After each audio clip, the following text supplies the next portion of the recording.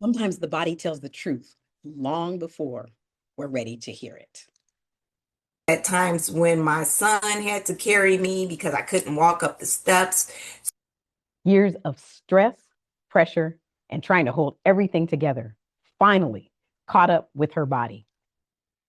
Today, Dr. India shares how autoimmune disease, gut issues, and burnout caused her to confront the issues that she'd been carrying for decades and how she found a path to healing.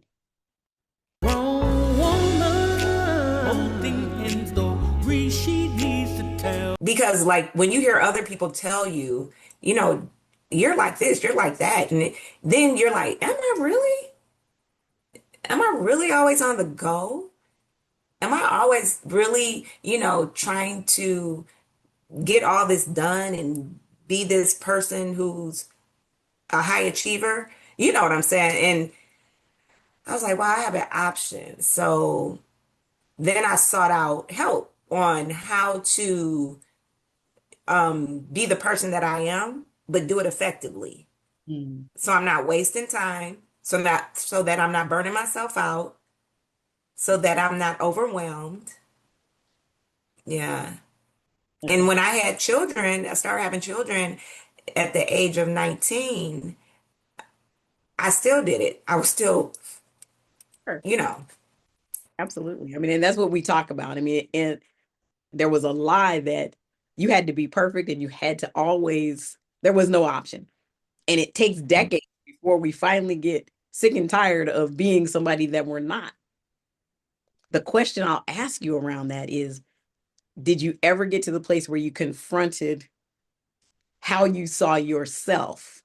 Because you said externally, if people tell you you're this, now it's both people identifying you always being on the go as an adult when it made you stop and think, oh, everybody doesn't do this? Because that's what you think, because that's all you've done. But was there ever a part where you said, do I find my own worth and value from behaving this way, from functioning this? I did get therapy. I got therapy because, like, once one person in particular, it was somebody I knew, and they had mentioned something about no one, it was kind of like a deep conversation that sparked something in me. And I'm like, oh my goodness, this is so true. And, I started going to therapy, and, the we start talking about these certain things in my life, related to the being perfect and being a procrastinator or perfectionist and things like that. And I was able to identify that, okay, you can look at things from a different lens. You can look at things to look at the validity in it. And do you really need to put all this on you at once? Yeah. Or is there a way that you can, balance this all out? Yeah. What could you distill that message to somebody who hasn't yet had that epiphany, hasn't yet had that moment where she realizes she could do things a different way? How would you synthesize the message that you heard to say it to someone who's listening today? You're not perfect. No one's perfect. And it's not by your acts. I want to say this in the right way so I won't mislead, but like God loves you. And don't think every move you make has to be calculated. And because God is love, and he loves you even if you mess up. And so you have to learn how to know and try your best and move forward instead of getting stuck in a rut and you can't move forward. And I think that's where I was. I was getting slowed down or hitting these barriers because I was trying to be this person at all times. When in actuality, don't be so harsh on yourself. Ask for forgiveness if you do make a mistake. God is love, and keep that progress going because you can help somebody else out. You don't get stuck. That's all I can say. It's so much more for you to do than getting stuck on one thing. That part. Yes, that's And I'm good. speaking to myself right now. Glee. That your identity of yourself was false. The having the thinking that the expectation of people wanted me to be perfect, or yes, it was false. Mhm. People were gonna love me no matter what. If I came perfect or if I didn't. If I showed up made up or if I didn't. Yeah, too much stress thinking and worrying about what other people were thinking. I- Perfect. I love that because that's the way so many, that's what I call the lies. The seed that was planted was if you don't act this way, look this way, earn these kind of grades, you're not lovable. So then we perform for love and never even acknowledge you are already always loved by God and your family. And so we really then set aside the love that God always had for us because our human standards were check the boxes of the things you must do to perform in order to receive the love that was always yours. Thank you for synthesizing that and saying it that way.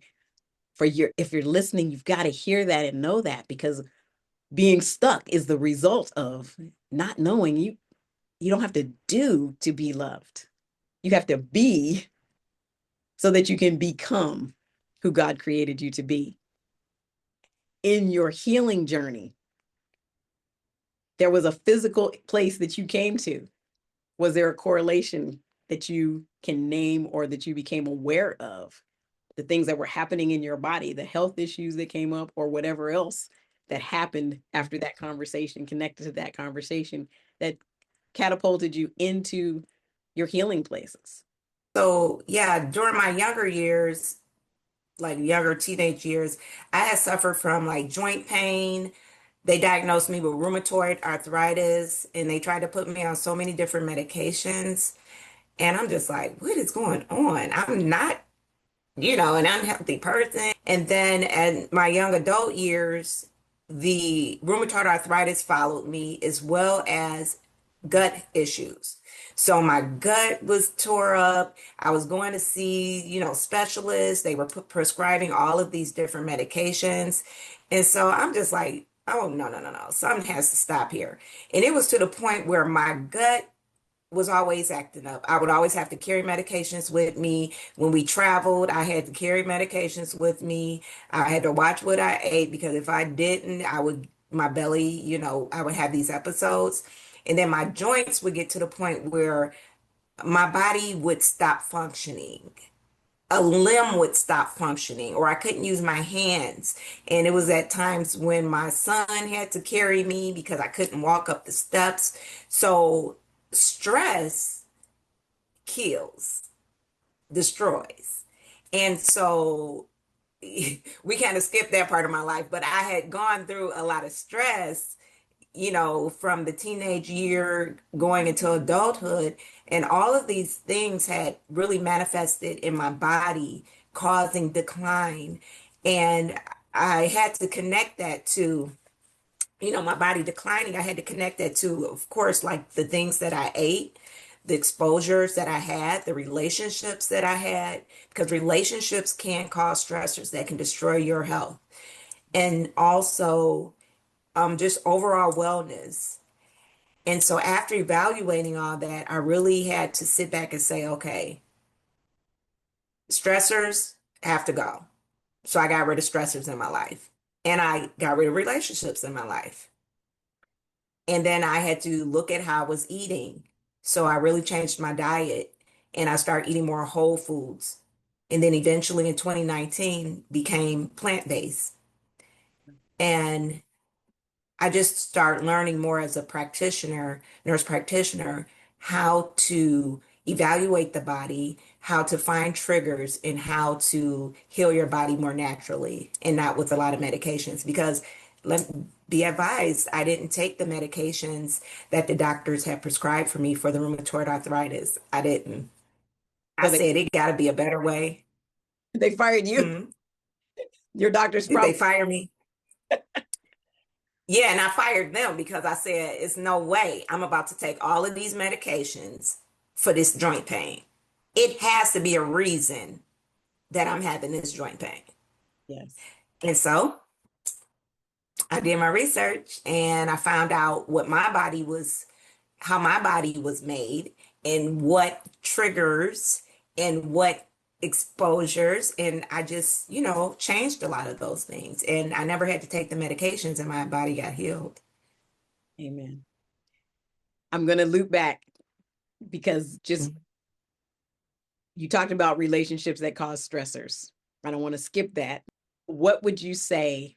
I mean, if you could describe something about the relationships and your image of yourself and the stressors that came as a result of being in those types of relationships. Talk a little bit about that. I went away to college after I graduated. And I had to come back home because little did I know I was pregnant with my oldest child, and my parents were so upset. When I say so upset, because of course I'm a PK. This was not on the list. Right. This was not supposed to happen. I was supposed to go away to college, become a chemical engineer, and come back home.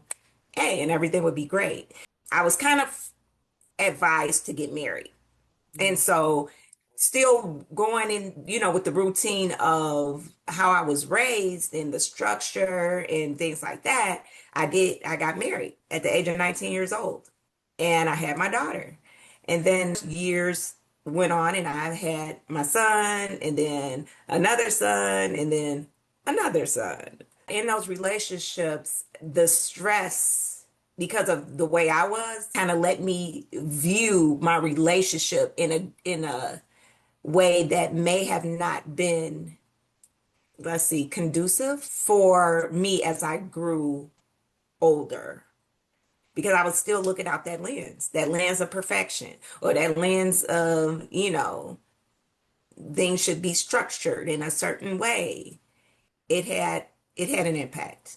And then of course, I mean, it did become stressful and then I ended up getting a divorce, but I was married for over 20 years. So it was a long run.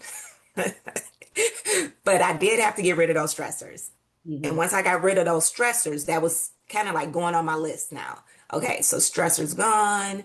Then I have to get rid of a few other things. I have to change a few other things in life. So once you evaluate your life, you see that there are some things that need to be really balanced out. You understand. You understand, and you have to do it to live. And I had 4 children I had to live for. So it's like you have to weigh your options. You have to balance things out. You have to go to God too. Because I went to God in prayer and fasting, and He revealed things to me. And God had a plan for my life. And I'm so grateful that I was receptive and I listened and I was obedient. I did what I was supposed to do. I love that. So you just said a mouthful, and I want to recap for the self-awareness. It said, I need to take inventory. You got a list of, after your research, after doctors told you something you in your spirit you knew wasn't right. You did the research to say, what are the things that are causing these medical issues? Dr. India, that's so huge because you didn't just pop the pills. You didn't just take the drugs that have side effects. They don't, they say on the television commercials, and including death. Like, that's not a bad thing. And you made the steps.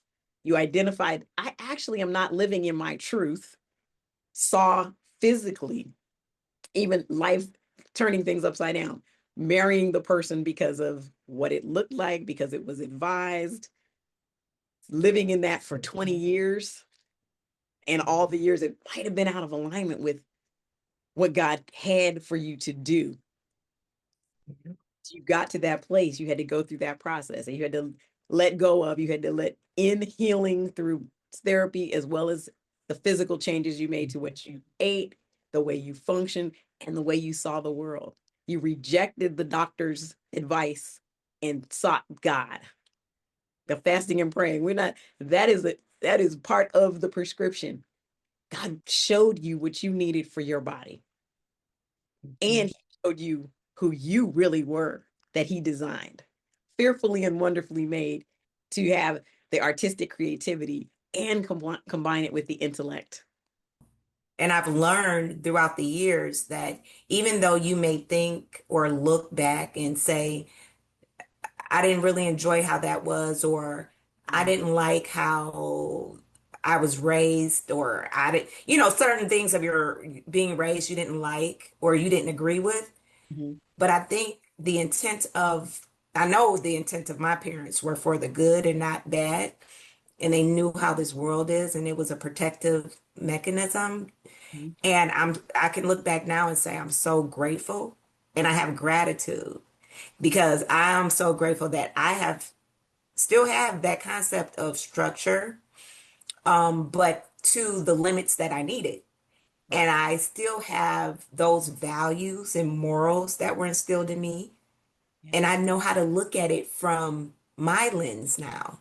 Yes. And now I can teach my children those same morals and values, but in a way that I see from my lens. Yes. Yeah.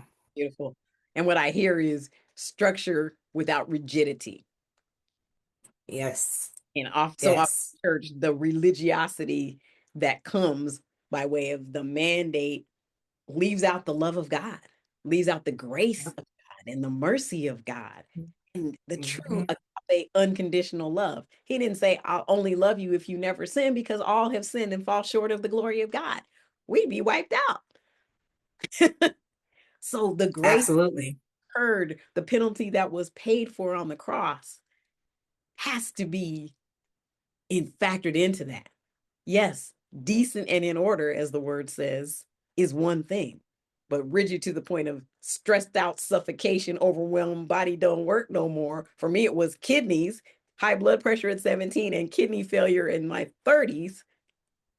Same kind of internal and then internalized stress.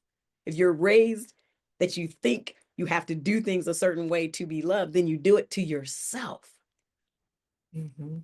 Can you describe your journey to self love in this healing space? Wow. Yes.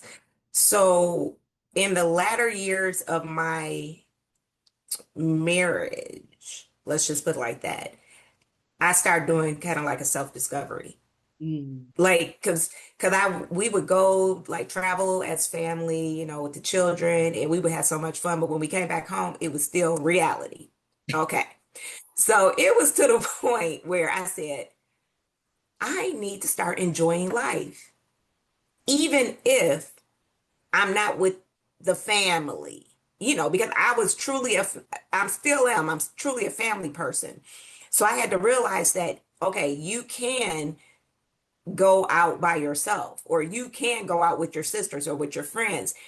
So I had to really understand that being by myself was self-care. Not self. And exactly, Yes. exactly, not selfish. And so over the years, I would take myself out to eat.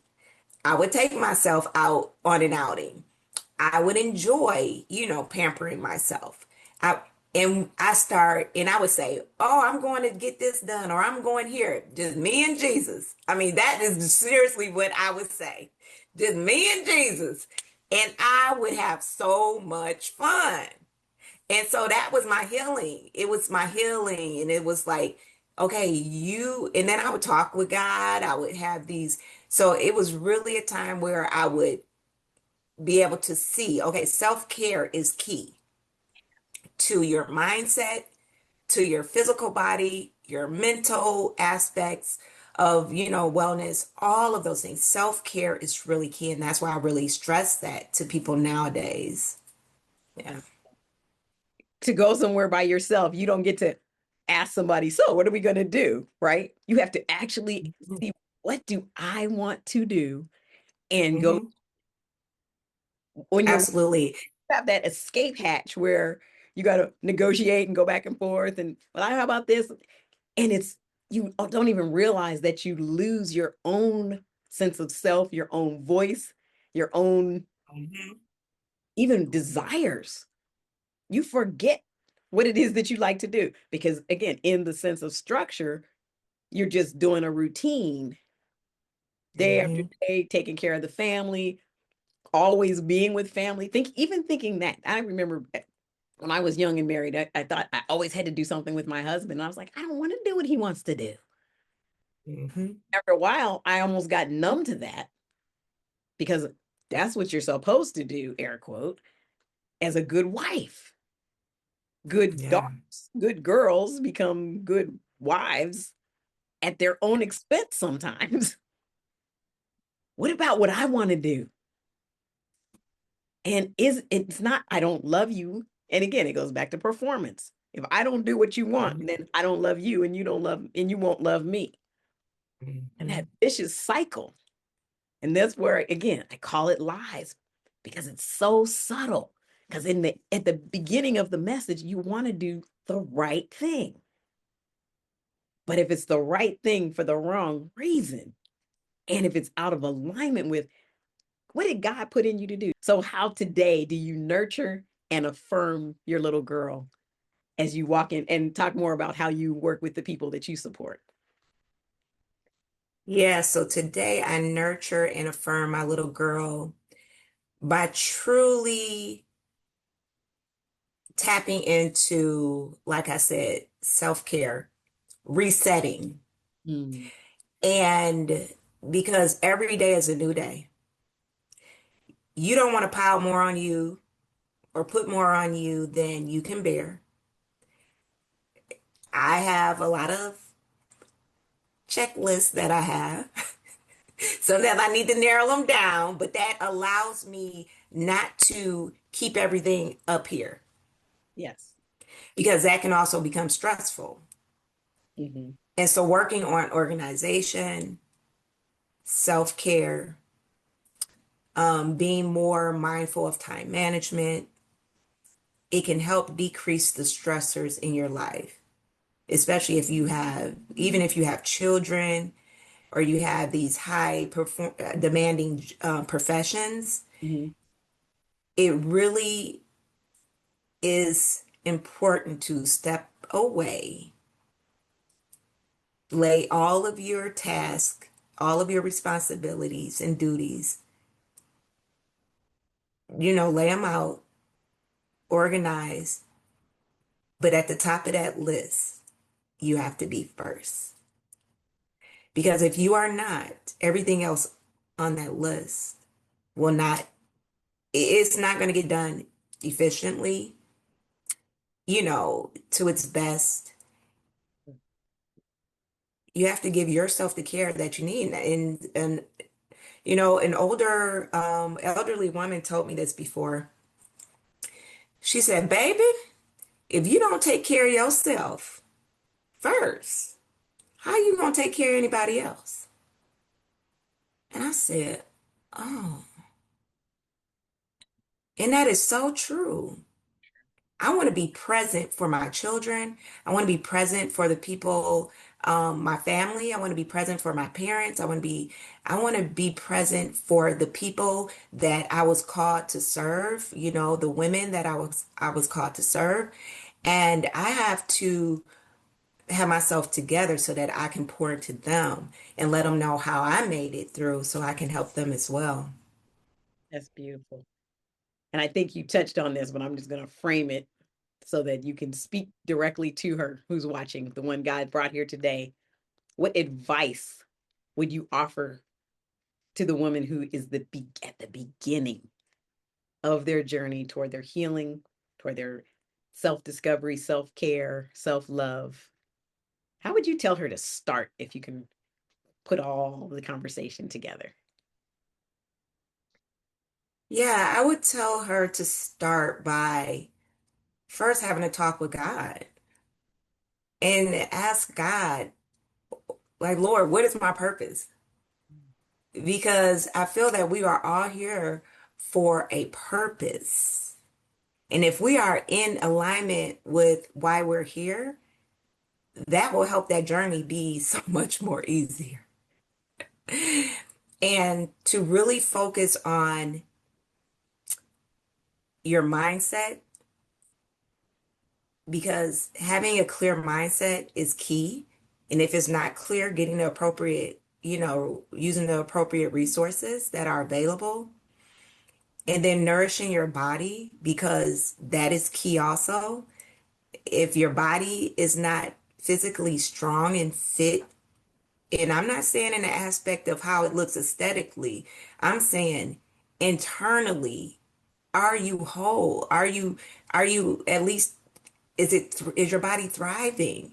Because that is key as well. So mind, body, and appetite. What are we feeding our body? And when I say feeding, what are we listening to? What are we letting people tell us? And what are we physically eating? Because that's important as well. If we want to be the superwoman or the person that, we are supposed to be in life, we have to take the responsibility and do the appropriate things. We're asking for so much, but what are we doing? So taking responsibility for yourself, I think, is key as well. And then surrounding yourself with love, because love is so important. Love is so important. And feeling God's love, and then love of your family and loved ones, and it's key, because that'll help fuel you. And I can't leave without saying gratitude, because gratitude is the fuel that keeps me going. Because you could be having a bad day, or you could be having a good day. You could be having an okay day, or you could be that person that's supposed to be there for someone else. But ultimately, gratitude is the fuel that will keep you going, because you can look over your shoulder and see where you came from. And Mhm. believe me this, you're going to see that sometimes you were worse off than what you are now. But by the grace of God, you made it through. By the grace of God, you kept going. You put one foot in front of the other, and you didn't give up. And if we did stumble, if we did fall, we got back up, and we still made it. We made it. And so gratitude is key. Amen. That's beautiful.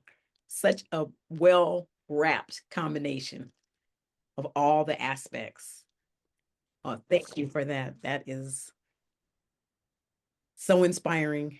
If you're listening today, you are not here by accident. I say it and I say it and I say it because the intentionality of God's order, how it shows up and how it shows up with grace and love, is embodied in this conversation with Dr. Indea. Thank you, Dr. Indea, for sharing your journey. Thank you for the optimistic outlook, that healing, and wrapping that in gratitude. The healing process is seeing yourself through the lens that God created you divinely to be. Our listeners will have the opportunity. Do you want to share the name of your podcast in the future? So we'll be on the lookout for it. My podcast going to be called Radiance Unbroken. Mm. And so it will truly focus on That's the beauty of your background. There's the integration of the physical, the emotional, the spiritual, that is not often packaged together.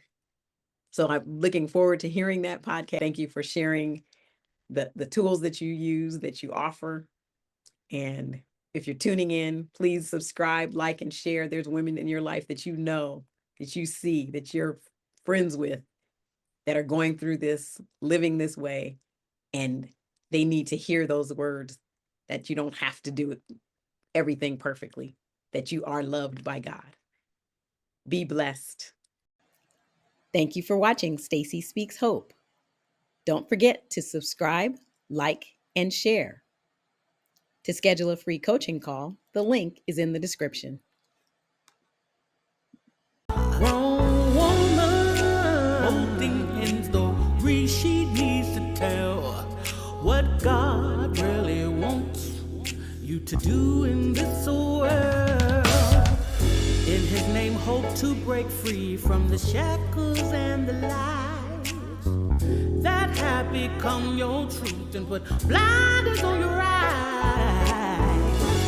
You built walls around your heart. You have plugged up your ears. Get freedom to hope's what you need. It's in reach